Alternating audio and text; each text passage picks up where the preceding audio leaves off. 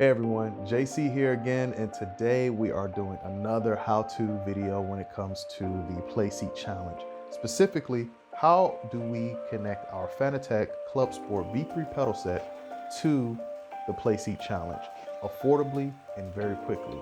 If you want to know how I did it, stick around and I'll show you exactly how I did it.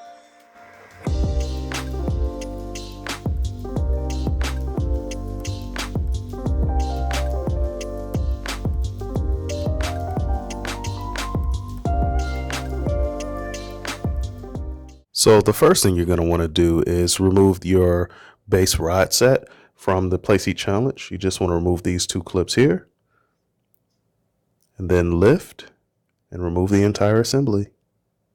All right, now that we have detached the base rod assembly from the Playseat challenge, it's best to just go ahead and set it on top of a table to work from. That way you're not hurting your back or anything trying to bend over. For the sake of this video, I thought that it would be best to just leave the pedal set attached to the base rods here because in order to show you how I attached it, I don't really need to actually detach it and reattach it. It's a very simple process and you need, nothing special to do it. So with that said, I want to get into some of the supplies as well as tools that you will need in order to attach your pedal set here to your base rod set here. So one of the first things you're going to need, of course, are some zip ties.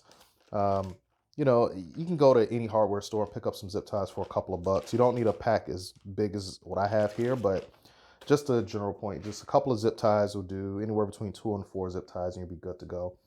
The other thing that you will need, which is major, are a couple of electrical 1-inch pipe conduit hangers. Yeah, these are actually what I'm using to hold the front two here on to the rod set here, and I'll talk more about that a little bit later. But as you can see, they pretty much have the exact shape you need, and they can clamp in the perfect way that we need here. And it's also, they come with the screws here, and the screws are really easy to undo. Once you undo them, it's just a matter of opening this guy up, putting it around what you need it, close it, and then screw it back in.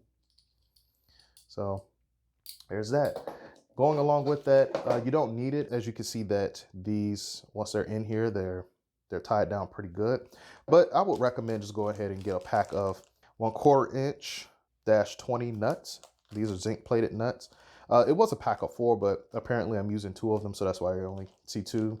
You can get these at any hardware store. I got all of this stuff from Home Depot. The nuts were like $1, and then same thing, these were, the conduit hangers were also like $1.35. Other than that, you're just going to need a basic flathead screwdriver or a Phillips screwdriver, whichever you prefer. I prefer to go with a flathead because the Phillips, you could actually strip these out if you're not careful, but the flathead actually has a really good fit. You can turn it without stripping these out.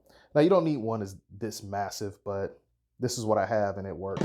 The other thing you're going to need is a pair of snips, wire snips. You can use some scissors, but just something to cut the tail end of your zip ties off. Okay, now getting into the actual procedure, I'm just actually going to flip this over and show you what I have here. So the Clubsport V3 pedals, as you can see here, they have 4 points that you're looking for. And there are a lot of you out there, I'm pretty sure, thinking, hey, why don't you just use zip ties for all 4 points? And you know what? Initially, I did use zip ties for all 4. But what I found was happening was that after so long of repeated brake pedal pressing, these down here on the front of the pedal set kept breaking and snapping apart because it was just so much force going into the brake pedal here because I have it upgraded with the performance kit. So that is why I went with the conduit hangers here. So as you can see, it's very simple. All you really need to do is unscrew your conduit hanger, as I explained before. Really simple, unscrew it. Then you want to open it up. Then, of course, once it's opened up, you put it around the rod here. You put your screw in on one side, and it's going to be a little tough, but let's see if I can get a good shot here. But there's a little bit of a gap here. You can put your nut, you can hold it there while you screw it in, and then you just tighten it down. And then you do this exact same thing for the other side.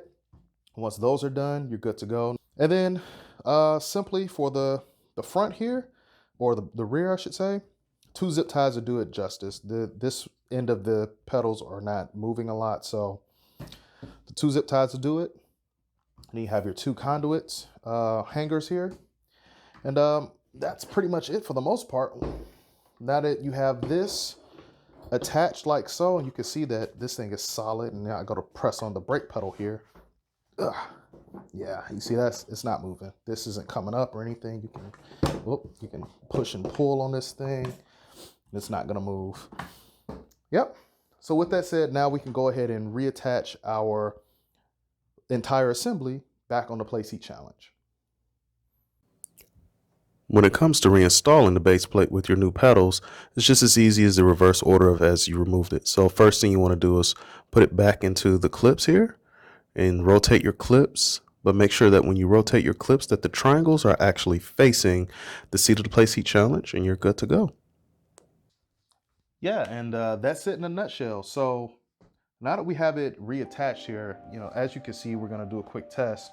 You can press on these pedals really hard, and as you can see with the brake pedal, I'm really pressing on this thing, and you can see that the front lifts a little bit, but nothing to where it's going to pop or break anything.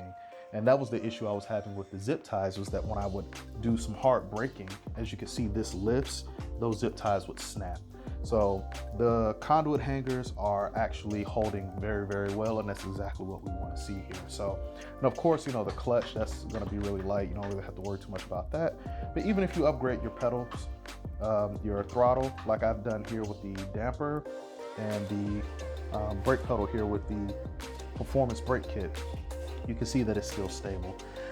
One small detail that I would recommend, if you have a hard floor like I do here, I would recommend putting some sort of layer between your floor and your pedal set, because the actual hangers could potentially damage your floor.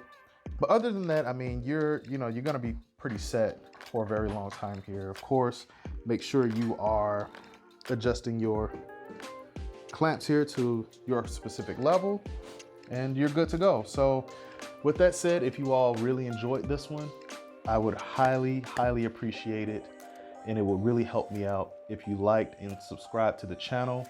It does help this channel grow immensely. I do have an announcement that my website is now officially up, and there you can go there and find multiple other ways to support the channel if that's something that you would like to do. Once again, it would be very, very much appreciated. I'll catch you all in the next one, and thanks again for tuning in. Goodbye.